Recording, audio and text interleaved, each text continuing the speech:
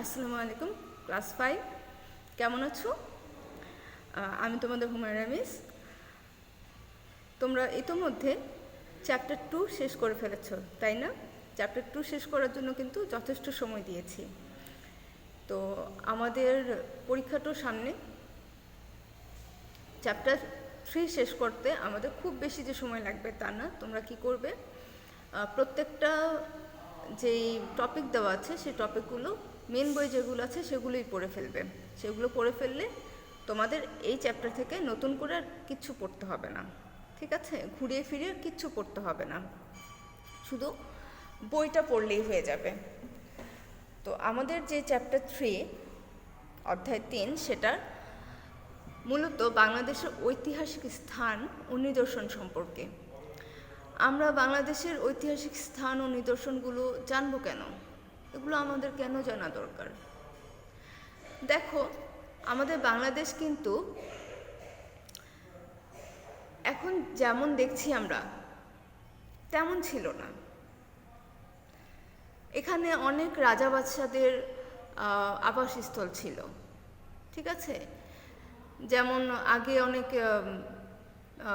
যুদ্ধ হতো, তারপর যুদ্ধ ছাড়াও রাজাদের যে ব্যবস্থা ছিল, এখন যেমন আমাদের প্রধানমন্ত্রী আছে, রাষ্ট্রপতি আছে, তখন আমরা কি করতাম?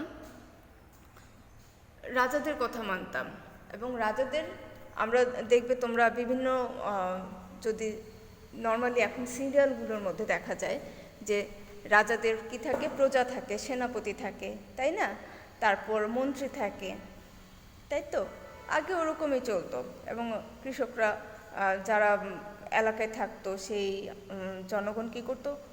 কৃষিকাজ করতো, বা যার যে কাজ ছিল সে সেটা করতো এবং ওটা থেকেই খাজনা দিত রাজাকে। আমরা এখন যেমন সরকারকে দিই, তখন রাজাকে দেওয়া হতো।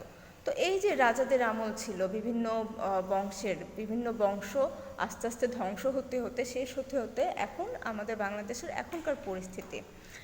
আর আমাদের এই বাংলাদেশটা আমরা গত ক্লাসে জেনেছি যে এটা ভারত উপমহাদেশ ছিল।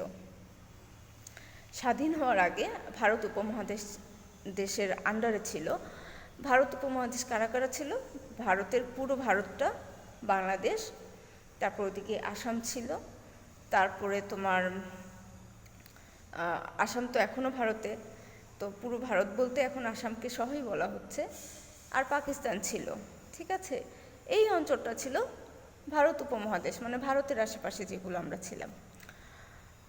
তো তখন এই ভারতের অনেক কালচার কিন্তু আমাদের এখানে ছিল। যে রাজারা ছিল তারা এক একজন এক একবার এসে এক এক ধরনের উন্নত ব্যবস্থা করে গেছে। এবং সেই সময়ে যে আজকে আমরা টাকা পয়সা দিয়ে লেনদেন করি, তখন কি টাকা ছিল? না, তখন কয়েন ছিল, মুদ্রা ছিল। মুদ্রাগুলো দেখতে কেমন ছিল? ওগুলো কিন্তু গোল্ডের, একদম স্বর্ণের ছিল, রূপার ছিল, কোনোটা তামার ছিল, ঠিক আছে? ওদের যে ব্যবহারের যে থালা বাসন, ঠিক আছে, ওগুলো কেমন ছিল? ওগুলো দেখে কিন্তু আমরা বুঝতে পারি যে আসলে তারা কেমন ধরনের জীবন জীবিকা নির্বাহ করত, আমাদের দেশ আগে কেমন ছিল, ঠিক আছে? আমরা হয়তো ভাবতে পারি যে হ্যাঁ এখন উন্নত হয়েছে, আগে কিছুই ছিল না, আগে এসব কোনো কিছুই আমরা দেখতে পেতাম না। এটা কিন্তু তা না, আমাদের আগেও কিন্তু অনেক উন্নত ছিল, কিন্তু উন্নয়নের ধারাটা একটু ভিন্ন রকমের ছিল। যদি উন্নত নাই থাকতো, আগে কিভাবে স্বর্ণের পয়সা কিভাবে ছিল, তামার পয়সা কিভাবে ছিল, তাই না?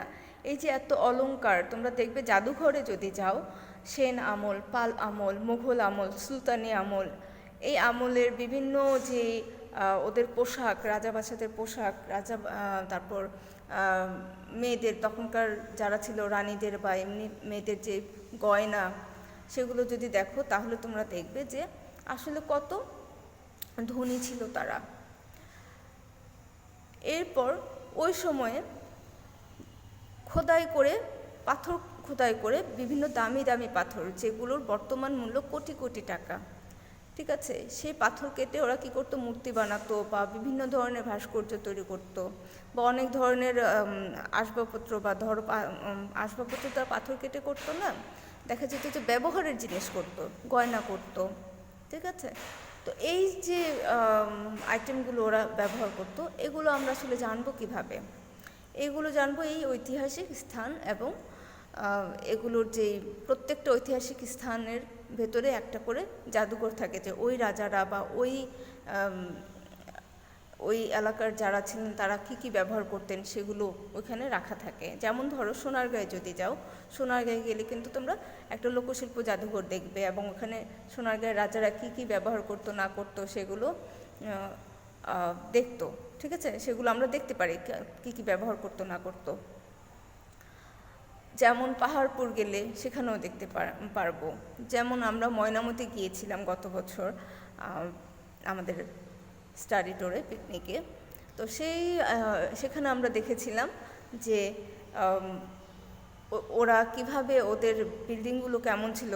এখন আমাদের যেরকম 4তলা 5তলা বিল্ডিং, ওদের থাকার ঘরটা কেমন ছিল, ওদের খাবারের ঘরটা কেমন ছিল। এখন তো আর ওরকম একদম রুম পাওয়া যায় না, কিন্তু রুমগুলোর যে ম্যাপগুলো আছে, ম্যাপগুলো যে দেয়ালগুলো অর্ধেক অর্ধেক ভাঙা, ঠিক এই যে মহাস্থানগড়ে দেখো যেরকম আছে ঠিক এরকমই, এরকম ভাঙা ভাঙা ছিল।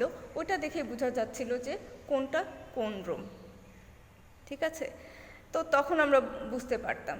তো মূলত ঐতিহাসিক স্থানগুলোতে আমরা যাই আমাদের অতীতের ঐতিহ্যগুলো জানার জন্য, এবং অতীতে আমাদের কী কী ছিল সেগুলো জানার জন্য যাই। তো আমাদের আজকের ক্লাসের আমাদের 5ম শ্রেণীর বইতে যে নিদর্শনগুলো বলা আছে, যে স্থানগুলো বলা আছে, আমরা সেগুলোই জানব। তো আমাদের পাঠ 1-এ দেখো মহাস্থানগড় ও ওয়ারী বটেশ্বর, এই দুটো জায়গা সম্পর্কে বলা আছে।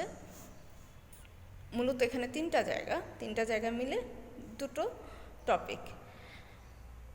চলো আমরা শিখি, দেখি এখানে কি লেখা আছে। আমি যেখানে যেখানে, তোমরা মেন বইটা সাথে নাও এবং আমি যেখানে যেখানে আন্ডারলাইন করতে বলবো তোমরা সেখানে আন্ডারলাইন করবে। ঠিক আছে? বাংলাদেশের অনেক গুরুত্বপূর্ণ ঐতিহাসিক স্থান ও নিদর্শন আছে। এই নিদর্শনগুলো থেকে আমরা অতীতের সংস্কৃতি ও সভ্যতা সম্পর্কে জানতে পারি। এখানে যে সংস্কৃতি ও সভ্যতা আন্ডারলাইন করো, সংস্কৃতি সভ্যতা আন্ডারলাইন করো, তাহলে আমরা এই নিদর্শনগুলো থেকে কি জানতে পারি? অতীতের সংস্কৃতি ও সভ্যতায়, এই যে আমি একটু আগে বললাম যে তারা কিভাবে চলতো, তাদের জীবনধারা ব্যবস্থাটা কেমন ছিল। ঠিক আছে, তারপরে তাদের পোশাক আশাক কেমন ছিল। ঠিক আছে, এটাই সংস্কৃতি, কালচার। ঠিক আছে, এইগুলো জানি আমরা কিসে থেকে?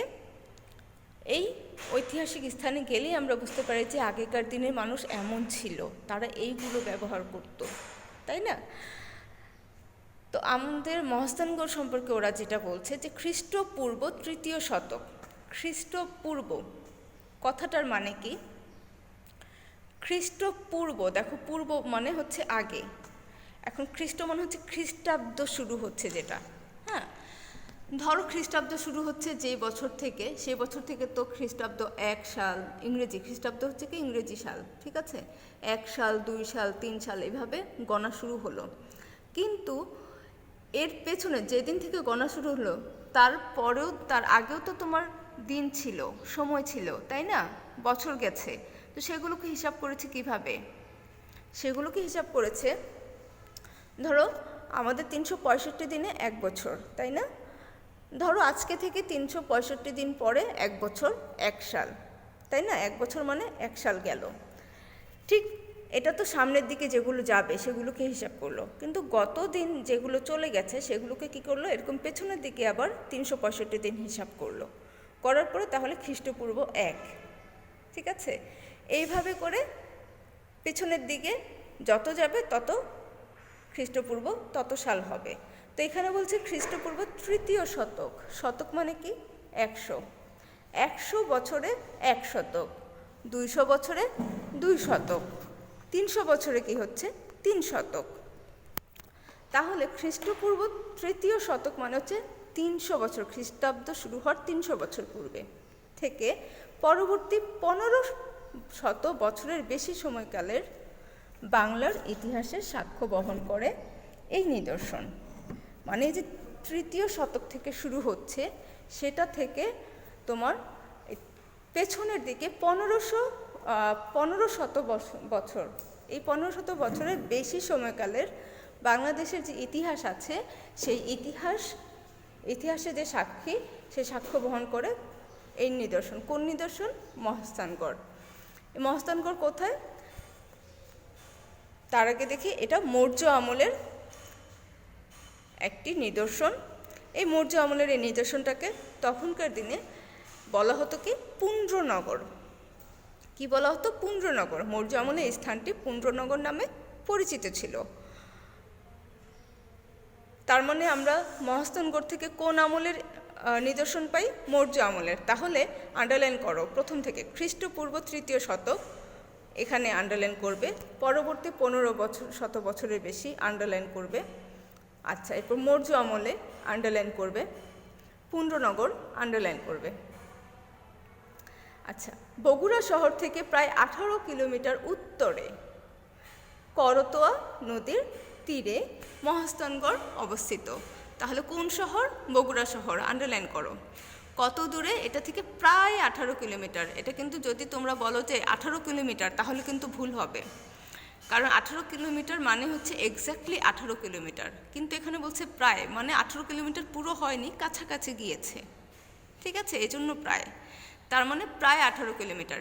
এই প্রায় 18 কিলোমিটার আন্ডারলাইন করো। 18 কিলোমিটার কোথায়? উত্তরে করতোয়া, উত্তর দিকে। ঠিক আছে, উত্তরে করতোয়া নদীর তীরে। তার মানে এই লাইনটা কিন্তু মোটামুটি পুরোটাই আন্ডারলাইন হলো, তাই না? খুবই ইম্পর্ট্যান্ট একটা লাইন, এখান থেকে অনেকগুলো প্রশ্ন আসে। এই মহাস্থানগড়ের আসলে আমরা কি পেয়েছিলাম? এই মহাস্থানগড়ে আমরা কি দেখেছি চওড়া খাদ বিশিষ্ট প্রাচীন দুর্গ। চওড়া খাদ, অনেক চওড়া খাদ, মানে গর্ত বিশিষ্ট প্রাচীন দুর্গ। দুর্গ মানে হচ্ছে বিল্ডিং, যেটা ওরা থাকতো যেই এতে, ঠিক আছে, সেই দুর্গ, বাড়ি। প্রাচীন ব্রাহ্মী শিলালিপি। এই যে আমাদের বাংলা ভাষা ব্রাহ্মী লিপি থেকে আসছে। বাংলা এখন আমরা যে ভাষায় কথা বলি, এই ভাষার ব্রাহ্মী লিপিটা তোমাদেরকে যদি দেখাই তাহলে তোমরা দেখবে যে ওই ব্রাহ্মী লিপির ভাষা কিন্তু তোমরা বুঝতে পারবে না। দেখতে সংস্কৃত যেমন একটু কঠিন, ঠিক ব্রাহ্মী লিপির ওটাও এরকমই দেখতে, মানে পড়তে গেলেই দাঁত ভেঙে যাবে। তো এই প্রাচীন ব্রাহ্মী লিপি, শিলালিপি, যেগুলো শিলালিপি বলতে পাথরের মধ্যে যে লেখা ছিল, খোদাই করে লেখা ছিল, সেগুলো হচ্ছে শিলালিপি। এই ব্রাহ্মী শিলালিপিগুলো পাওয়া গেছে, অর্থাৎ যেইখান থেকে আমাদের বাংলা ভাষাগুলো আসছে সেটার আগের পূর্ববর্তী যেই রূপটা ছিল সেটা আমরা এই মহাস্থানগড়ে পাই। তারপর কি আছে? মন্দির সহ অন্যান্য ধর্মীয় ভগ্নাবশেষ, মানে মন্দির বা ধরো মসজিদ বা ধরো প্যাগোডা, যেগুলোই আছে আমাদের যে ধর্মীয় স্থানগুলো, এগুলোর ভগ্নাবশেষ মানে কি? মানে এগুলো আস্তে আস্তে ধ্বংস হয়ে অর্ধেক যেরকম ভাঙাচুর অবস্থায় আছে, ঠিক ওরকমই আমরা অর্ধেক অবস্থায় পেয়েছি। ঠিক আছে, এগুলো দিনের পর দিন আস্তে আস্তে কী হচ্ছে, মাটির সাথে ডেবে গিয়েছে। দেখা গেছে ভূমিকম্প বা অন্যান্য কোনো কিছুর প্রাকৃতিক দুর্যোগে এগুলো ডেবে গেছে বা একটু ধ্বংস হয়েছে। সেই ধ্বংস যেটুকু হয়ে গেছে, এরপরে যতটুকু রয়েছে আমরা সেটুকুই পেয়েছি। আর কি পাওয়া গেছে এখানে?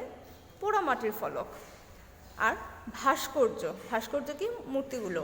ঠিক আছে, ধাতব মুদ্রা। এই যে আমি কি বলেছিলাম যে স্বর্ণ মুদ্রা আছে, তারপর তামার মুদ্রা আছে। ঠিক আছে, এইগুলো হচ্ছে ধাতব মুদ্রা। আর হচ্ছে পুঁতি, ওই যে আগে গয়না বানাতো যে পুঁতি দিয়ে, সে বিভিন্ন রকমের পুঁতি।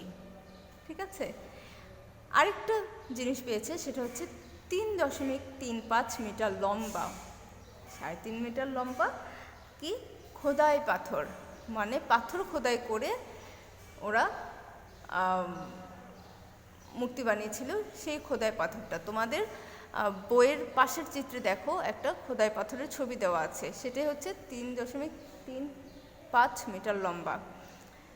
ঠিক আছে, তাহলে এই যে মহাস্থানগড় সম্পর্কে এতটুকু পড়লেই তোমরা মহাস্থানগড় সম্পর্কে যদি বলি 6টা বাক্য লিখো, পারবে না? অবশ্যই পারবে। এই জন্য গাইড বই পড়তে হবে না, শীটের যেগুলো আছে সেটা করতে হবে না। যদি বলি মহাস্থানগড় কোথায় অবস্থিত, তুমি এই মানে এখানে যে অংশটুকু আছে এটা যদি ভালো করে আন্ডারলাইন করে করে ভালো করে ওই যে 5 বার রিডিং পড়তে বলেছিলাম সেভাবে যদি মনোযোগ দিয়ে পড়ো, তাহলে কিন্তু তুমি বলতেই পারবে যে মহাস্থানগড় এটা তো বগুড়া শহর থেকে প্রায় 18 কিলোমিটার উত্তরে, আর এটা করতোয়া নদীর তীরে, বলতেই পারবে, তাই না? এই জন্য কিন্তু মুখস্থেরও দরকার হয় না। বুঝাতে পেরেছি? ঠিক এভাবে আমরা আজকে ওয়ারি বটেশ্বরটা পড়ব। ওয়ারি বটেশ্বর নরসিংদী জেলার ওয়ারি এবং বটেশ্বর দুই জায়গা, কিন্তু জেলা একটাই, নরসিংদী জেলায়। নরসিংদী জেলা যেমন ধরো আমাদের নারায়ণগঞ্জে এখন কি চাষাড়া, পঞ্চবটী, ঠিক এরকম নরসিংদী জেলার ওয়ারি ও বটেশ্বর দুই গ্রাম। এই দুই গ্রামে খ্রিস্টপূর্ব 450 অব্দের, দেখো আমি কিন্তু একটু আগে বলেছি খ্রিস্টপূর্ব কি, হ্যাঁ ওটা ছিল 3 শতক মানে 300, আর এটা কি 450 অব্দ বলেই দিয়েছে। তার মানে এটা যদি আমরা শতকে বলি কি হবে, 4 শতকের বেশি, তাই না? 50 বছর, 4 শতক ও 50 বছর এরকম বলতে পারি। তো আমরা এত কঠিনে যাব না, যেটা আছে যেভাবে আছে আমরা সেভাবেই পড়ব। যে খ্রিস্টপূর্ব 450 অব্দের মৌর্য আমলের পূর্ব নিদর্শন পাওয়া গেছে। তাহলে মৌর্য আমলের নিদর্শন মূলত আমরা কোথায় কোথায় পেয়েছি? প্রথমত পেয়েছি মহাস্থানগড়ে, আর পেয়েছি কোথায়? ওয়ারি বটেশ্বরে। এখানে আন্ডারলাইন করো নরসিংদী জেলার ওয়ারি বটেশ্বর দুইটা গ্রাম, খ্রিস্টপূর্ব 450 অব্দের, এখানে আন্ডারলাইন করো। মৌর্য আমলের পূর্বের, মানে মৌর্য আমল যখন শুরু হয়েছে তারও পূর্বের, অনেক আগের নিদর্শন পাওয়া গেছে, ঠিক আছে? তাহলে মৌর্য আমলের পূর্বের এতটুকু আন্ডারলাইন করো। এই সভ্যতাটি সমুদ্র বাণিজ্যের সাথে সম্পর্কিত ছিল। দেখো আগে কিন্তু এরকম এত বাস ট্রাক এরকম ছিল না, ঠিক আছে? ঘোড়ার গাড়ি ছিল, আর ছিল জাহাজ ছিল, নৌকা ছিল, ঠিক আছে? তো বেশিরভাগ কি হতো তোমার ওই আমলে বেশিরভাগই যে বাণিজ্য মানে ব্যবসার জিনিসপত্র যে আনা নেওয়া করা হতো সেটা পানিপথে করা হতো, নদী বা সমুদ্রে করা হতো।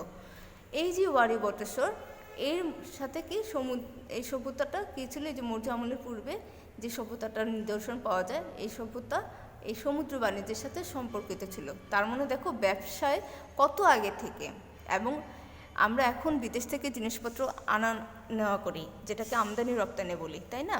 এক্সপোর্ট ইম্পোর্ট বলি ইংরেজিতে।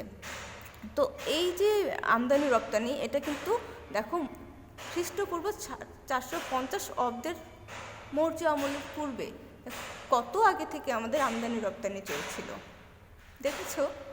তার মানে আগেও আমাদের দেশ উন্নত ছিল। আচ্ছা, শুধু এটার রূপটা চেঞ্জ হচ্ছে।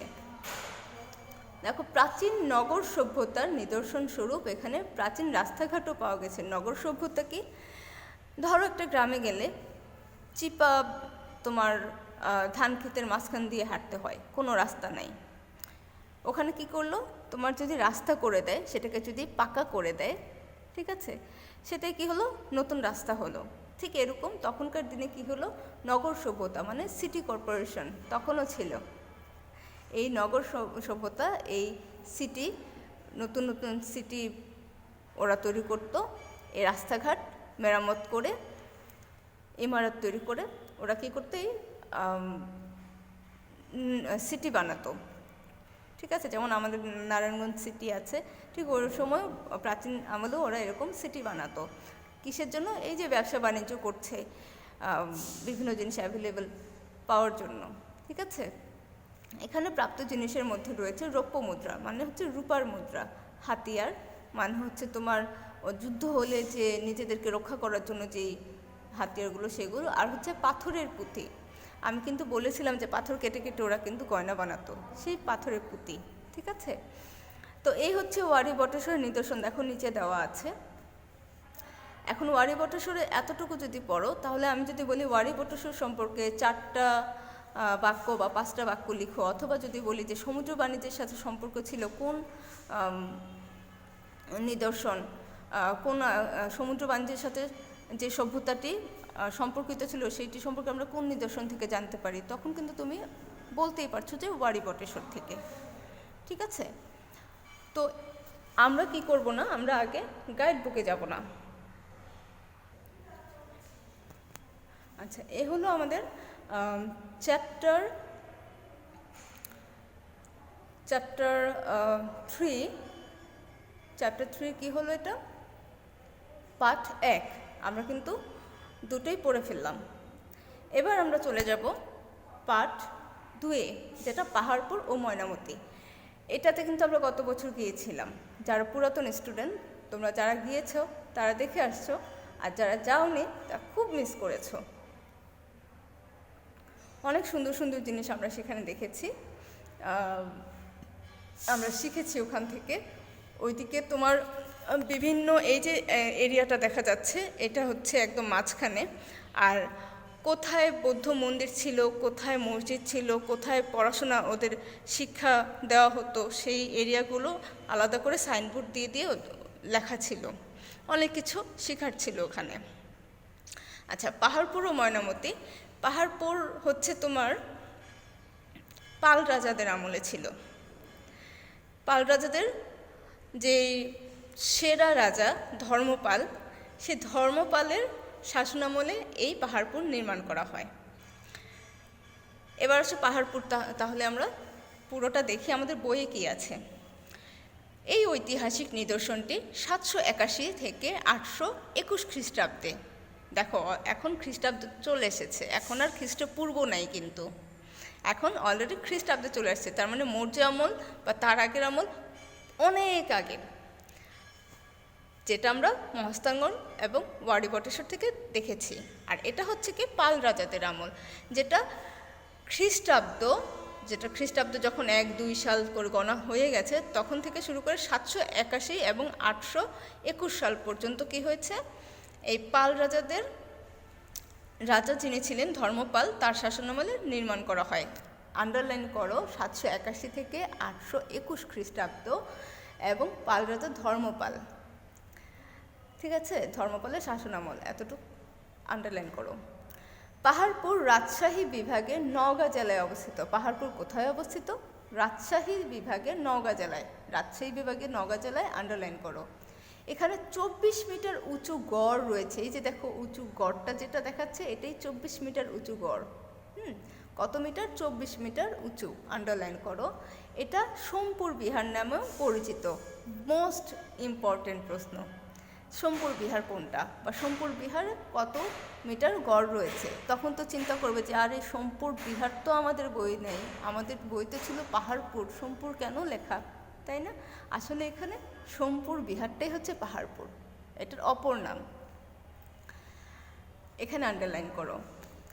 এই চমৎকার বৌদ্ধ বিহারের চারপাশে 177টি ভিক্ষু কক্ষ রয়েছে। তার মানে পাহাড়পুর বৌদ্ধ সভ্যতা, বৌদ্ধ ধর্মের নিদর্শন পাওয়া যায়। কেন বুঝলাম, কিভাবে বুঝলাম? যে চমৎকার বৌদ্ধ বিহার লেখা, তার মানে এখানে বৌদ্ধদের সভ্যতা ছিল। ঠিক আছে, 177টি ভিক্ষু কক্ষ রয়েছে। এছাড়া এখানে মন্দির, রান্নাঘর, খাবার ঘর এবং পাকা নর্দমা আছে। এখানে পাওয়া গেছে জীবজন্তুর মূর্তি ও টেরাকোটা। মাটির যেই পোড়ানো যেই মূর্তিগুলো মাটি দিয়ে তৈরি, সেগুলোকে আমরা টেরাকোটা বলি, তাই না? সেই টেরাকোটা পাওয়া গেছে। এই পাহাড়পুরের সবচেয়ে ইম্পর্ট্যান্ট প্রশ্ন হচ্ছে সোমপুর বিহার, তারপর হচ্ছে 24 মিটার উঁচু গড়, এরপর 781 থেকে 821 খ্রিস্টাব্দ, আর হচ্ছে কতটা ভিক্ষু কক্ষ আছে? 177টি। ঠিক আছে, তো আমরা যদি পাহাড়পুরে এতটুকু পড়ে ফেলি তাহলে কিন্তু আমাদের আর গাইড বই দেখতে হচ্ছে না। যতভাবে প্রশ্নটা আসুক আমরা কিন্তু উত্তর করতে পারছি। এবং পড়ার সময় অবশ্যই আমার সেই নিয়মটা ফলো করতে হবে 5 বার, এবং ধরে ধরে আঙুল দিয়ে দিয়ে। ঠিক আছে, বুঝে বুঝে, আগে বুঝে নিবে, তারপর পড়ে নেবে। এবার আসো ময়নামতি দেখি। এই সেই ময়নামতি যেখানে আমরা গিয়েছিলাম। 8ম শতকের রাজা মানিকচন্দ্রের স্ত্রী ময়নামতির কাহিনী এই জায়গার ইতিহাসের সঙ্গে জড়িত। তার মানে হচ্ছে 8ম শতক, মানে 8 শতকের দিকে, মানে 800 শতক। 8ম শতক মানে 8, শতক মানে 100, প্রতি 100। আচ্ছা, তাহলে 800 শতকে কি হলো? রাজা মানিকচন্দ্রের স্ত্রী। তার মানে তখনকার রাজা কে ছিলেন? মানিকচন্দ্র, এবং তার স্ত্রীর নাম কি ছিল? ময়নামতি, এবং এই ময়নামতির নামেই জায়গাটার নাম ছিল ময়নামতি। আচ্ছা, বাংলাদেশের দক্ষিণ পূর্ব অঞ্চলে কুমিল্লা শহরের কাছে ময়নামতি অবস্থিত। কোথায়? দক্ষিণ পূর্ব অঞ্চলে। কোন শহরে? কুমিল্লা শহরের কাছে এই ময়নামতি অবস্থিত। এটি বৌদ্ধ সভ্যতার অন্যতম কেন্দ্র ছিল। বৌদ্ধ সভ্যতার অন্যতম কেন্দ্র, তার মানে বুঝলাম যে এখানেও বৌদ্ধ সভ্যতা ছিল। তবে এখানে হিন্দু ও জৈন ধর্মের নিদর্শনও পাওয়া যায়। তার মানে শুধু বৌদ্ধ ছিল না, বৌদ্ধদের সাথে হিন্দু এবং জৈন এই দুটো ধর্মের নিদর্শনও কিছুটা পাওয়া গিয়েছে।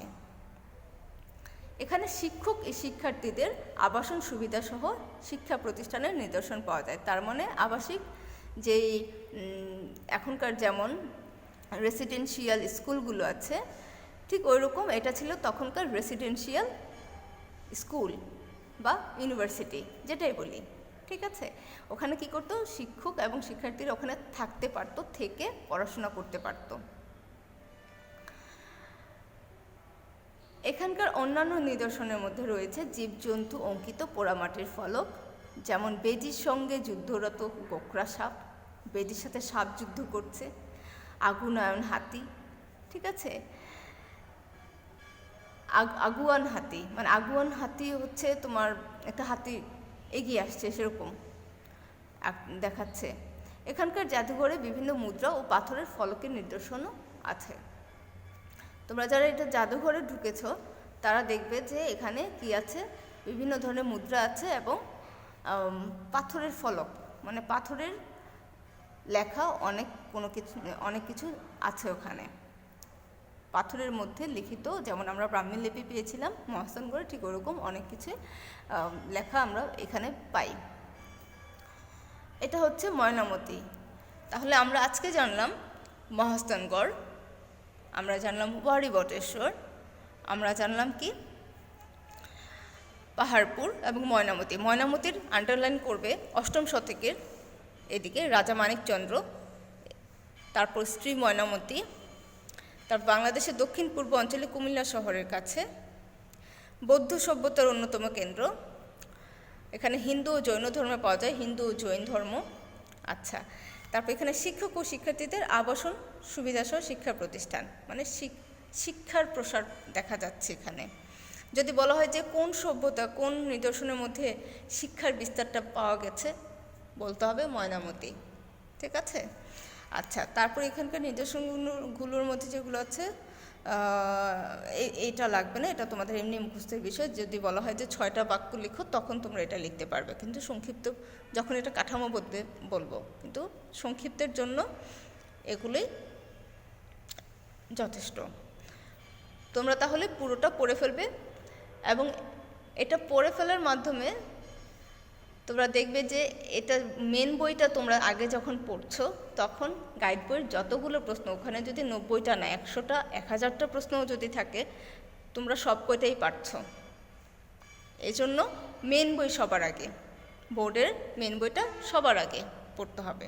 ঠিক আছে, আর পড়ার সময় অবশ্যই আমার ওই থিওরিটা মনে রাখবে যে 5 বার রিডিং, মনোযোগ দিয়ে রিডিং পড়বো, এবং প্রত্যেকবার আমি কি করব,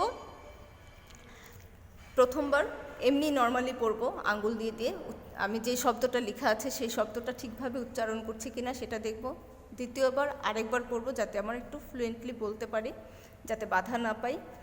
তৃতীয়বার আন্ডারলাইনগুলো দেখব। চতুর্থবার খেয়াল রাখবো যে কোন লাইনের পর কোনগুলো আছে। ঠিক আছে, পঞ্চমবার দেখবে তোমরা এমনিই পারছো। আর এরপরে যদি আর 4-5 বার ভালো করে রিডিংটা এইভাবে মনোযোগ দিয়ে পড়তে পারো, তোমাদের আর মাথা ঝুলিয়ে ঝুলিয়ে ঘাড় ঘুরিয়ে ঘুরিয়ে মুখস্থ করা যেটা, সেটা আর করতে হবে না, এমনিই পড়া হয়ে যাবে। বুঝতে পেরেছ? তাহলে তোমাদের পড়া থাকবে এটা, আর বাড়ির কাজ কী থাকবে, পাঠ 1 ও 2 এর সকল সংক্ষিপ্ত প্রশ্ন, আর শূন্যস্থান বামডানের জন্য রিডিং। সংক্ষিপ্ত প্রশ্ন পড়ার সময় অবশ্যই বোর্ডের প্রশ্নগুলো আগে পড়বে। 2015 থেকে 2019 সাল পর্যন্ত যে বোর্ডের প্রশ্নগুলো আছে সেগুলো আগে পড়বে। তারপর কি করবে, বিভিন্ন স্কুলে যেগুলো আসছে সেগুলো পড়বে। এরপর বাকিগুলো তোমার যদি পড়া ইচ্ছে হয়, বা তুমি যদি মনে করো যে পড়লে ভালো হবে তোমার, তাহলে তুমি পড়তে পারো। আর যদি মনে করো যে না আমি আর পড়তে পারছি না, কোনো সমস্যা নেই, এর মধ্যেই তুমি অবশ্যই মোটামুটি ভালো পরীক্ষা দিতে পারবে। ঠিক আছে, যখন তুমি সময় পাবে তখন তুমি বাকি প্রশ্নগুলো পড়ে ফেলবে। ঠিক আছে, তাহলে আজকে এই পর্যন্তই। ভালো থাকো, আল্লাহ হাফেজ।